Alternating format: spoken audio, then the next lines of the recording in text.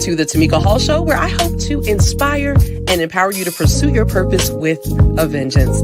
Listen, tonight we're going to be talking music, ministry, and more with John Howard Jr. and David Frazier.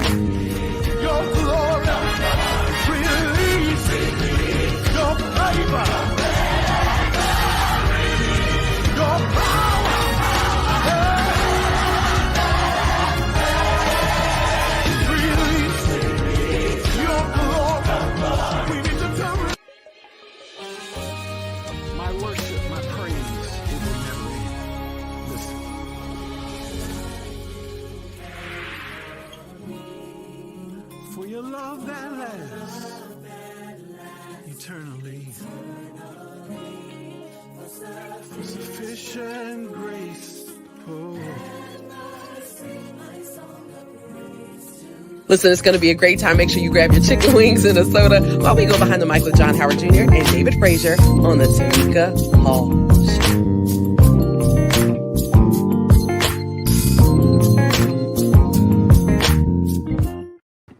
Hey, it's your girl, TAMIKA Hall. You are tuned in, tied in, locked into TAMIKA Hall Live. Listen, I'm so excited that you all are joining me. I have two heavy hitters in the industry, in ministry, and they are joining me tonight. So you guys have probably seen that I have Mr. John Howard Jr. himself. I got Mr. David Frazier himself, and they are hanging out with me in the virtual studio. What I need for you to do right now, take a moment, share this out with some people, because I'm pretty sure it's definitely going to be great conversation. We're going to be talking about music and different things like that. But I'm also, I'm feeling in my spirit, it's going to be a little bit of a master class for those of us who want to be where they are. So I want you guys to make sure that everybody can see this all across the globe. Listen, what I need you to also keep in mind is that on Mondays, the TAMIKA Hall radio show goes live on iWorship96.com. And you'll be able to stay connected to everybody there. So listen, without any further ado, I'm going to bring on the giants in the industry. We got John Howard Jr. of John Howard Jr. and ETL. How you doing? Hey, it's good to be here. Thank you so much. I also have Mr. David Frazier. How you doing, sir? I am blessed. Thank you, TAMIKA, for having me and sharing your platform tonight. Okay, so first of all, David, all my people in the studio here, I know you can see all of them. Everybody wants to know, why did I have to get on bended knee to finally get you onto my show? Guess what I'm about to do? I'm going to put you right here, Front Street, so everybody can see you. Why did it take me so long to get you on my show? I just think, TAMIKA, you had so many heavy hitters and more important people on. That, you didn't have me scheduled in, but I'm glad to be here now, though. Well, I'm glad to be in the number, because we already know you're the one that has the super duper schedule. But legitimately, I'm really excited that the both of you are hanging out with me. So both of you have new music. You both have new music out. John, let's talk about The Name of Jesus is Lifted High. Like, let us know where did that come from? You know, what made you decide to cover that song? Well, I just recently moved back home. I'm here in Atlantic City, New Jersey area, and I was living in Montgomery, Alabama for about 4 years.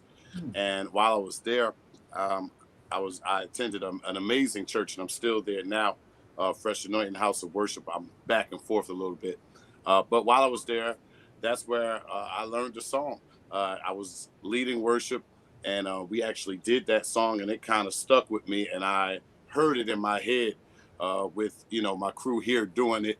And I just thought it would be amazing, and it was something different.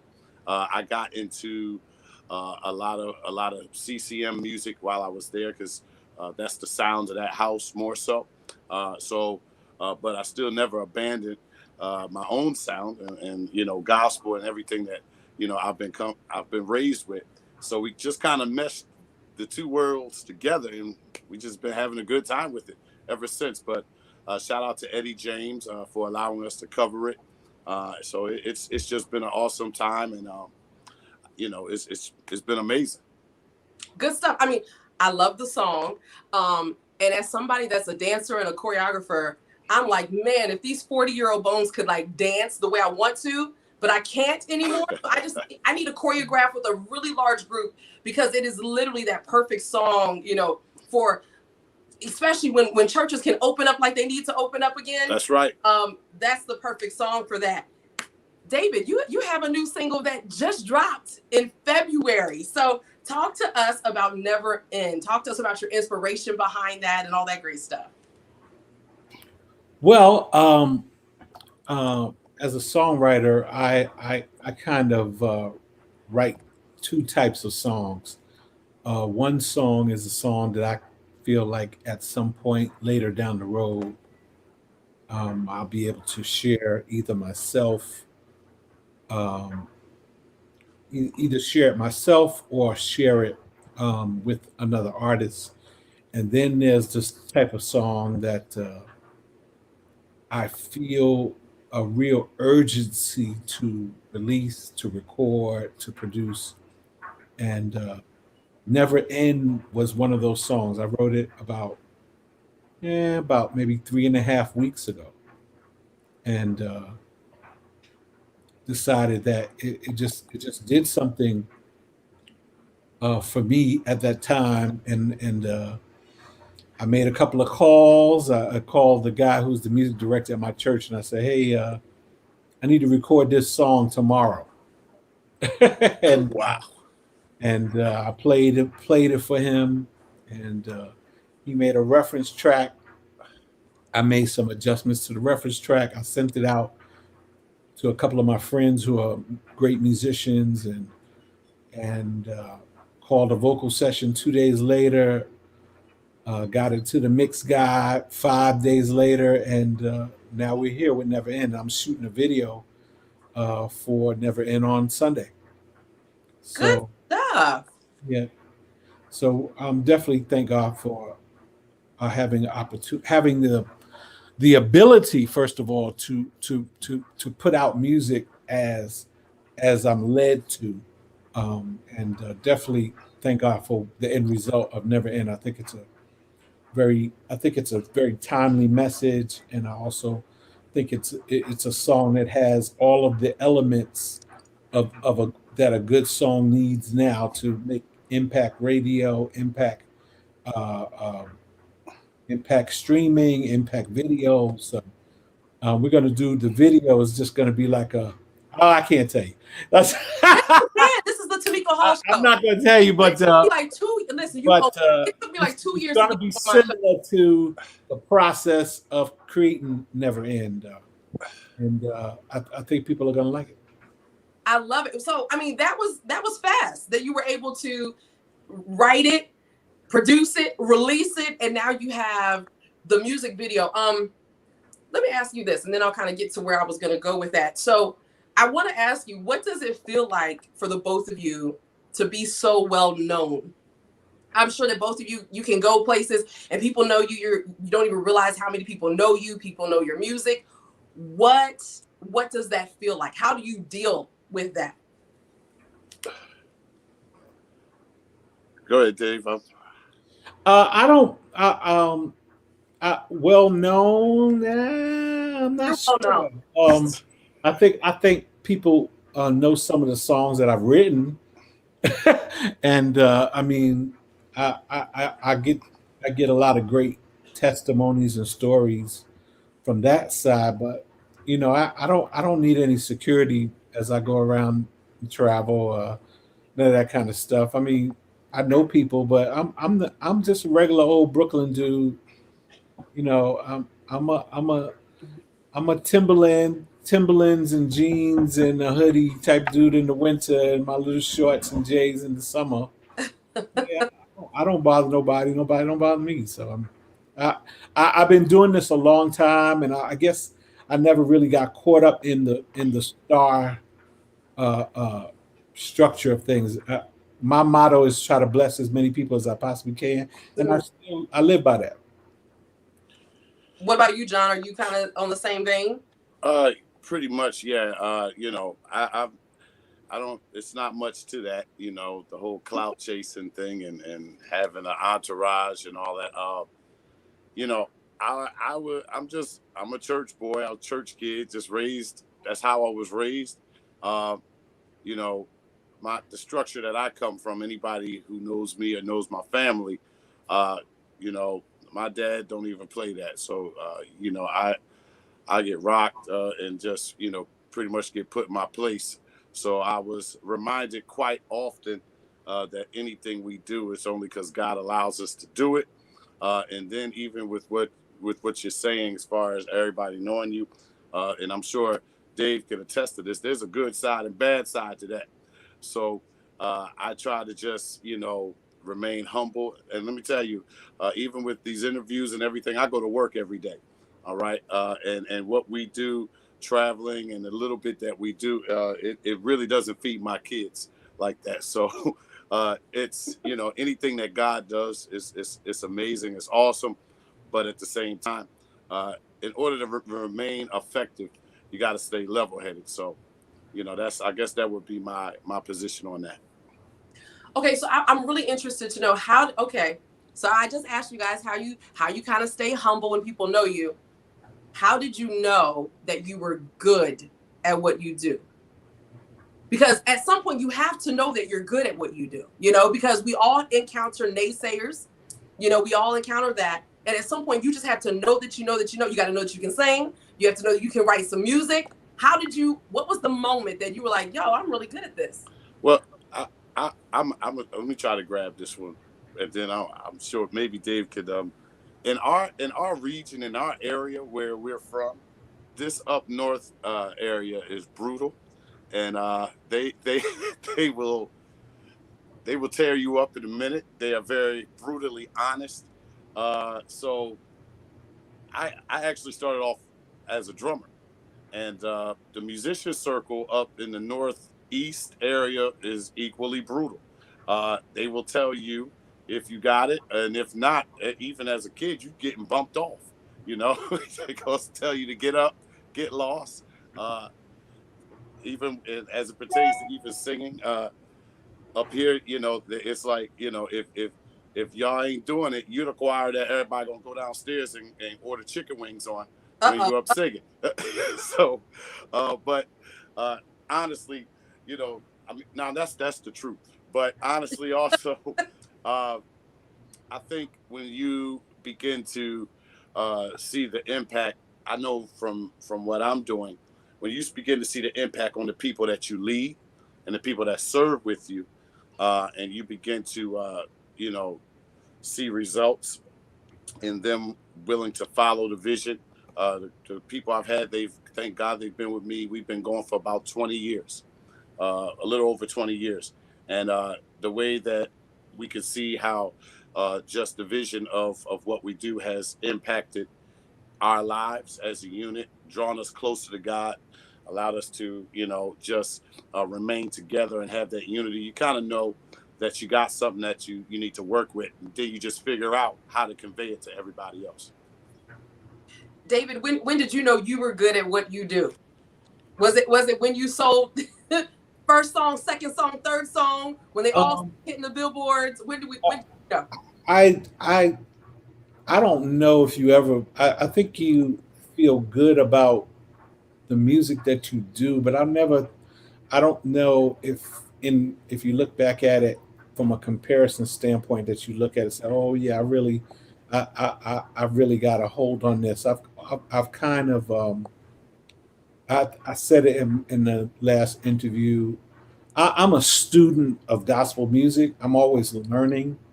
Um, I'm always listening, and I think some of the songs. I mean, having over 150 songs recorded by various artists from Hezekiah Walker, Love Fellowship Choir, Yolanda Adams, T.D. Jakes, Karen Clark Sheard, Colorado Mass Choir, Jonathan Nelson, James Hall.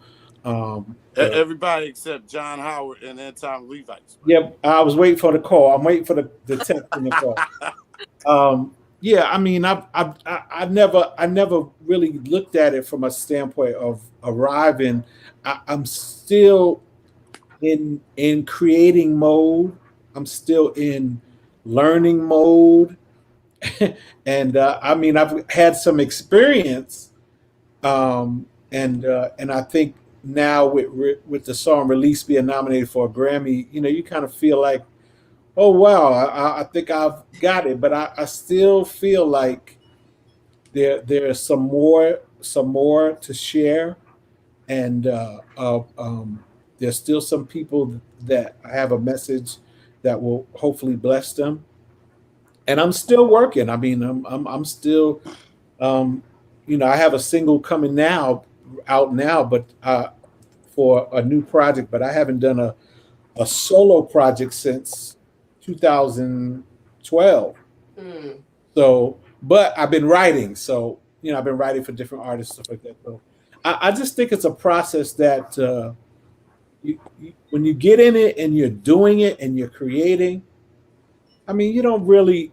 I don't look at the next man and try to compare. I just really try to learn from the next person, and then I also try to do the best creating that I can do.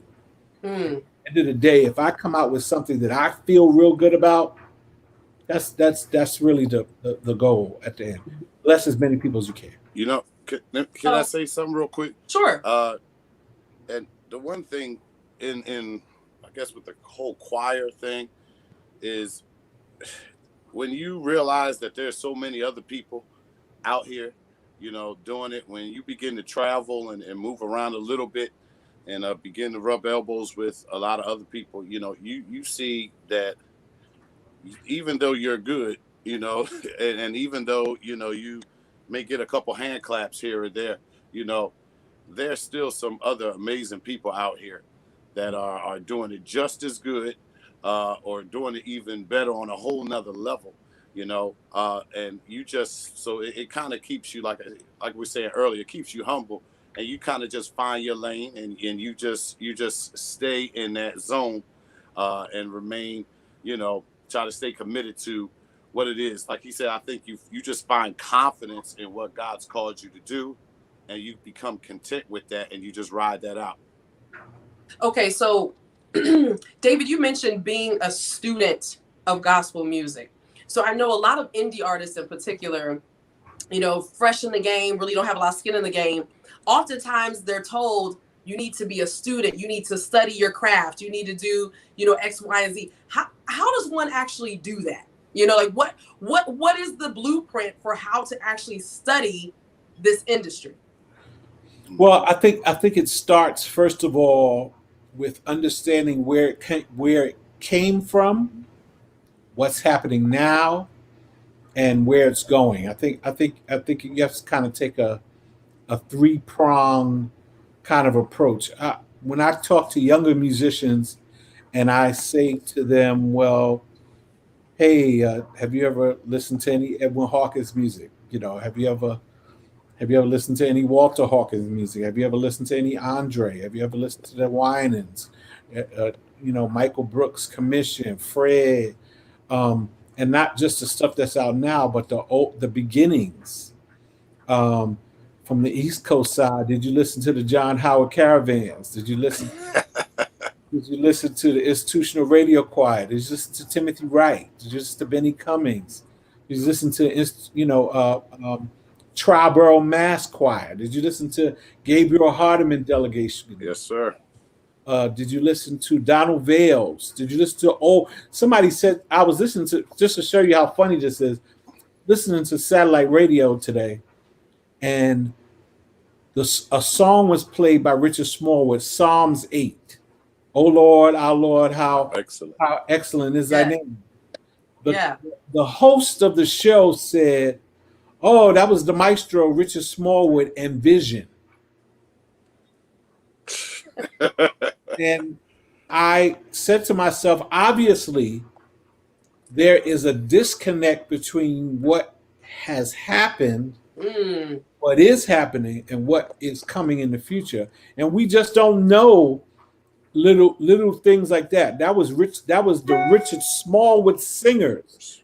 That was the six people group with Stephen Ford and Tim Lindsay and Jeff Davis and them guys playing. So becoming a student means you understand what has happened, you understand what is happening, and you kind of got a peek into what's going to happen. And I think I'm not just talking from a business perspective. I'm just talking about from a understanding the genre and how some of the greats changed the way gospel music is played, even approached and arranged. And so I think that has to definitely. I can't preach it enough. I can't say it enough. I am a ardent Advent student of the music, and I Mm, sit and I study it. I want to know who played. I want to know every lyric. I want to know when it was made. I want to know how it felt. I often think about some of the great recording sessions that I was blessed to be at. I was listening to the radio the other day. Who's on the Lord's Side came on, Timothy Wright. I was there. I remember the whole thing. I remember what I saw. I remember what I felt. I remember moving in the spirit. If I suffer, these great songs that I was actually there. Triborough Mass Choir recordings that I was there for, and you know, our up and comers don't have that experience of the being there, but they can go back and listen and study and learn from what has happened, and hopefully it'll mold them into what they need and mm. what they're going to be. Good stuff. John, you have anything you want to add to that? Being a student, how does one who's brand new to this understand how to do that? Well, I'm still a student. You know, my parents, Bishop Charles Lyles, John Howard Caravan, actually putting a plug in. They have a single that's about to come out. It's called "Free." They've been singing since over 50 years, 1967. Legendary. Yes. So look out for that. But I'm still a student uh, under Bishop Lyles, under my dad, under my parents. But it's like he said, being a student is extremely important. I'm still trying to keep my ears fresh. And one way I keep my ear fresh and keep my ear committed is by listening, like you said, you reaching back. Still, one of the people I'm a student of is Thomas Whitfield, because for me, he was one of the first choirs I heard, where you could tell he put a lot of time into colors and textures with the vocals and all those different nuances. So I'll listen and I'll still hear new stuff. I've listened to that stuff 1,000 times, and I'll still listen. Then you got Billy Rivers, and then from Memphis, Tennessee.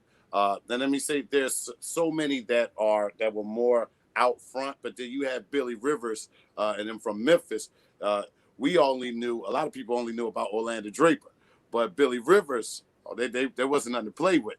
So I study the people in the forefront and those people kind of on the backside in the underground. So I just stay with my ear to the ground, and I even study I'm learning from people who are younger than me. People who are out here doing it big. People, I'm listening to and Dave knows people like Melvin Crispell, how melodic he is in his approach. He pulls melodies out of nowhere. He's one of the kids that will like challenge your ear. He'll do something you ain't even think was coming. You can't anticipate him. So I do a lot of that kind of stuff to keep, remain a student, to keep my ear fresh, to keep my mind fresh. Good stuff. Good stuff. Listen, folks, if you're just joining us, this is TAMIKA Hall. You are tuned into the TAMIKA Hall Show. I am live and behind the mic with Mr. John Howard Jr. and Mr. David Frazier. And we are talking about music, ministry, everything in between. Okay, so let me just ask you guys this. Of all the things that you could have sung, I mean, you both have the training, where you literally could be in any genre of music. Why gospel? Like, why did you guys choose to do music for the kingdom? You're doing music for the kingdom, the genre that's said to receive the least amount of royalties and all that stuff. Why did you choose to do kingdom music?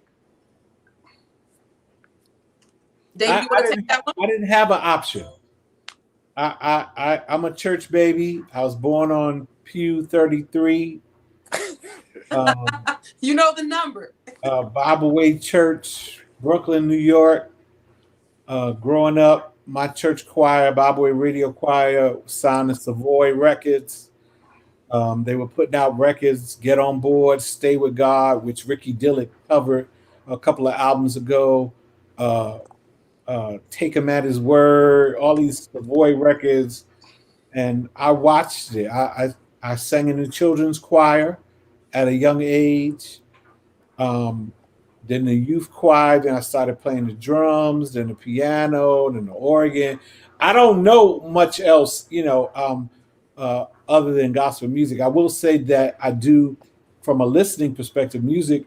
I think I had on my music is my love language sweatshirt earlier today, and music is very important to me because it has so much to share, so much to teach. If you're willing to learn, and if you go in empty, so much to learn. But gospel was all I knew, and then them having a relationship with God too. I really felt like through that and through my upbringing, when I did start writing songs, I really felt like I was um, um, making the people that I came up under proud that they had an opportunity to pour into me and shape me. So that's my I think I could be successful in R&B, but I just it doesn't interest me. What would be a song that you would write for R&B? If somebody was like, "Yo, I got $1 million, you got 5 minutes to come up with something," like, what would be the title of your R&B song, David?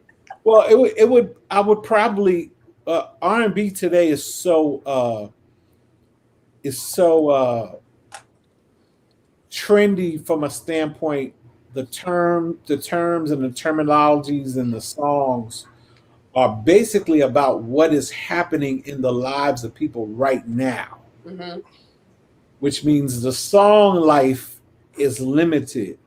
Whereas the 70s, the 80s, and the 90s, they gave you songs that you could sing back then and all the way through because the stories were bigger than a, a live stream or a DM or inbox Yes. and WAP and all these kinds of things.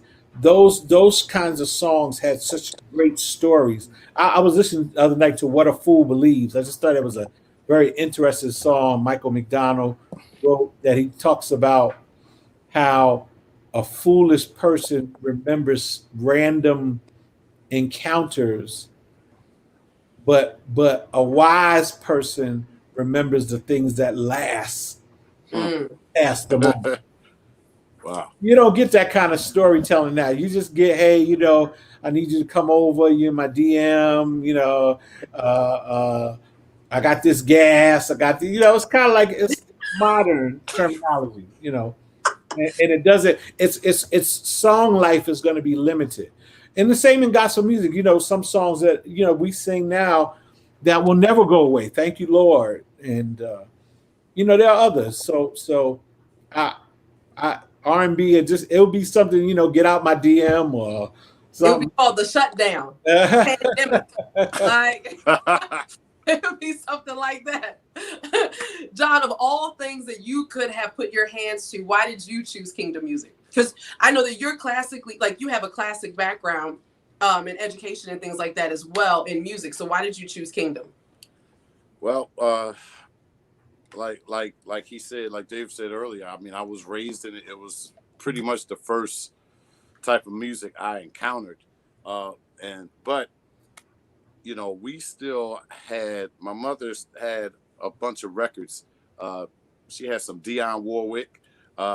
She has some stuff here, so I wasn't raised so much under that, fire brimstone. You can't listen to nothing else but church music type thing. But I think what made me choose it was every weekend being out with my parents and seeing what the music was doing. I would see them sing, and when I would see the caravan sing, I saw results on the spot. It was I hope it's gonna happen now, and it happened now. And from seeing demons manifested, cast out through music, not just because someone was preaching. I saw results. So I was raised around that. I saw the power of gospel music. So I just thought that would be, what I was committed to and what I want to do. I became passionate about it, and then even being raised up as a musician, I saw Mike Stokes in the comments a little earlier. Him, myself, and a lot of other guys, we came up playing. So at that point, my circle of friends and the people who I was associated with, that's what we were into, and we were committed. We were going to be the best band in gospel music. We was going up. Dave Cadeau, we was going up every third Sunday night, sitting in Joe Wilson and them's master class. So we were just surrounded and engulfed with it. By that time, it was just a lifestyle for us, and we loved it. It was fun. I can't say we were exactly the most spiritual guys back then, but but it was fun, and that was just my culture. But then, really looking back, it was the only type of music that I saw that really changed people's lives. Other music makes you feel good, and I appreciate gospel even as an art form because it is very much that. But I saw results, and that's why I'm committed to it. So I'm not letting you get off the hook because I made David answer the question. Okay. And I'm going to give you less time. You got 30 seconds to come up with the title of your R&B song. Well, I'm gonna say this. I can't give a title, but I will tell you who I would do a duet with. Who? Anita Baker. I would do a duet. Nope. Oh. Not. Why did I say that like I was a student in class? Like I was excited, like Anita Baker. I would do a duet with. I would do a duet. You know who one of my favorite male singers is? Phil Perry. You don't know Phil Perry? Dave, you know Phil Perry? Yes, David knows him. I do, but he not really R&B. He real old school R&B, bro. See, that's David. That's why, because you didn't go to like, Thanks, David. I appreciate that. You saved me. She wants you to, say somebody like, the baby. First of all, Mr. Frazier. I am 40. I don't even know who the baby is. NBA young blood. What's the? You probably could have got away with Brandy too. You could have got away with Brandy. We've done Brandy. Well, I would definitely do something with. Yes. Oh no! I'm sorry, Jasmine Sullivan. Okay. All right. Okay. She's a beast. But I don't know if I. So how would you duet with her? Churchy. I don't think I. Yeah. Voice, okay. I don't have that kind of windows out your car. Now put something with that. What you say? I'll bust the windows out your car. What's your part? Yeah, I couldn't even tell you. And mine was a churchy I'll version. bust the windows out your car. Well, that's what you gotta have a rebuttal. And that song is 5-7 years old. Oh, see, I don't even know that song. See, It's okay, bro. It's okay, bro. Man, I'm close, man. I gotta listen to more music. Now I do listen to Anita Baker. Yeah, I know. She hasn't had a record out in a minute though. But we got to catch up. I'm way off. I have young children. They're teenagers, and I don't know who these people are half the time. David, who would you do a duet with? We're about to get out of here. Who would you do a duet with in R&B? I really like. I really like I said, I've always wanted to work with Brandy. I still think she's a signature vocalist. Yeah. It would make my day to do a song with Beyonce. Jasmine is a great singer as well too. I actually like Joe a lot, and Joe is from Jersey. Yeah, and he hasn't put out a record in a while. I would love to do it. Cassandra says Jasmine's saved now. She's not busting windows no more. I don't know. You gotta listen to her new album. Yes, man. Her vocally, she's amazing. This new album, she's telling people a whole lot of things on this new album. Yeah, for sure. So listen, before I let you guys go, because I'm sorry. Hey, Dave, have you done any R&B or any seculars? Wrote any? I have not written anything or collaborated with anybody. I guess they don't want to sing stuff. You got to clap your hands and stuff too. So it's like it's Well, all. okay. What if somebody came to y'all and was like, "Hey, listen, I really want you to write this country song for me." Do you think you'd be able to do it? I love country music. I think yes. Yeah, songs. Great songs are just great stories. Yeah. And I've actually written a country song that I'm probably going to record. I might even record on the next project. It's kind of country flavor, but it's basically called "Oh What a World This Would Be." But the vibe of it is kind of has a big big kind of country music story. So are you gonna have like the country twang in your voice and stuff too? I'm probably going to do that. I'm going to probably cut it in Nashville, and I'm going to have the steel guitars and Nice. yeah, Because that's bluegrass gospel. yeah. It should, that's where I think we need to have a little bit of everything. Yep. And I just think if your focus your focus is still on blessing people, you know, I think your goal is right. So yeah, sure. So this is actually what I wanted to ask you. That's a perfect segue into it. Seeing who you guys are now, you're very grounded. You understand what your purpose is and why you make music and things like that. Have you always been that way, or was that a shift that took place over time? Because both of you have decades in gospel music. So did you have a shift, or were you just from the gate all about blessing God's people and things like that? I was always happy just to have the opportunity to do it. It was something I prayed for, something I desired. I saw people that were doing it, and I really wanted to be efficient doing it. So, for me, I can't say that I was always grounded. I was always in church, but I had my times when I was a little reckless, and didn't live the life.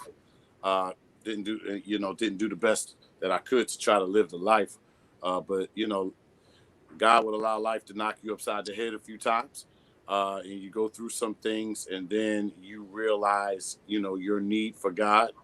So I've never left the church. I've never left gospel music or anything like that. But I can't say that my life always corresponded. My lifestyle always corresponded with the message of gospel music. But like I said, life happens, and God will take you through some things, especially when there's a call on your life and something he wants you to do. He's going to give you every opportunity and shake some things up to make sure that you get back on track. And that's what happened to me. So I would like to say I'm probably a little more grounded than I've been in past times. Good stuff. Good stuff. Before we get out of here, Mr. Frazier, let us know about the name of your new single and how everybody can get it. Well, I actually have two singles out at this particular point. It's so funny. Release was nominated for a Grammy Award that we did with Ricky Dillard, but Release actually comes from a project that I did here in Macon with the church choir from where I serve, Director of Worship and Fine Arts. The name of that project is called Pastor Carlos Kelly Presents BBC Worship 2018. Now, the 2018 project, we had a single off of there called He Will Answer Prayer, and then Release took off with Ricky Dillard. So we decided to do a follow-up single, and it's called I Still Believe. Sunday morning choir music is out right now. I Still Believe, and it's making some traction. I think it's like number 48 or 52 on the radio chart. So that's doing good. And then last week, I put out a David Frazier single, which is the single for my next project, which is going to be called Grace Songs. It's my 5th Psalms, Hymns, and Spiritual Songs project. So the name is going to be called Grace Songs. And the first single is a song called Never End. And it just basically just says my worship, my praise, will never end. Because because God gave His life for me, because of endless for love that lasts eternally, for sufficient grace and mercy. My song of praise to Him will never end. My worship to Him will never end. I won't get tired. I won't give in. My song of praise to Him will never end. So, hope everybody loves that. I see Bubby Fan on here. Shout out, Bubby Fan. I hope everybody can support that. And we're shooting a video on Sunday, so we should have a video for Never End in about 2 weeks. So I'm excited about that. Nice. I love it. John, let us know about your new single, any new music that you have coming out. Let us know how we can get it. Well, we have our single out. The Name of Jesus is Lifted High. We put it out in July. It's available now. We're still pushing it. Please go ahead and get that. Download it, stream it. I guarantee it's going to really be a blessing to you. It's going to get you up. It's going to get you moving. Go to our website, jhetl.com. Everything that we do is there. You can get in touch with us and keep up with our ministry. And we have some more singles that we're going to put out 2 more songs in the very near future. And so we want you to look out for that. We're cooking that up. Shout out to Bubby Fan. Bubby's been working with us. He's been our recording engineer. He's been partnering with us for this journey. So shout out to Bub Fan and any recording artist that's out there.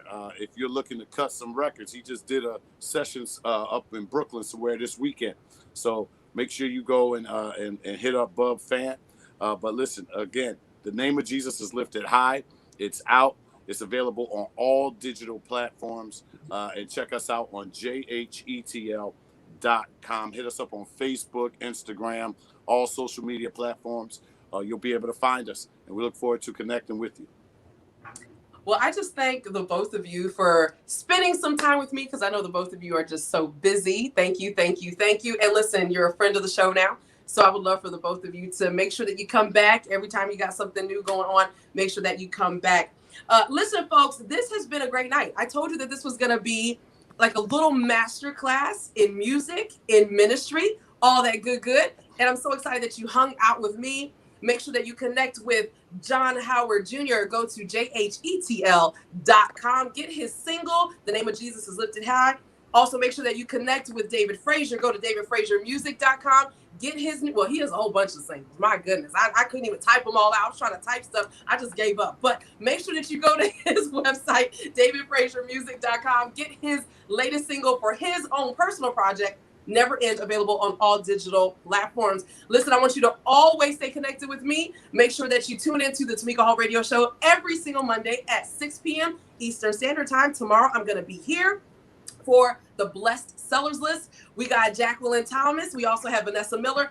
2 Christian fiction novelists. They're going to be in the house. We're going to be learning about some really great things. All right, remember that I love you. Remember that you were created to make God famous, and you have a blessed night.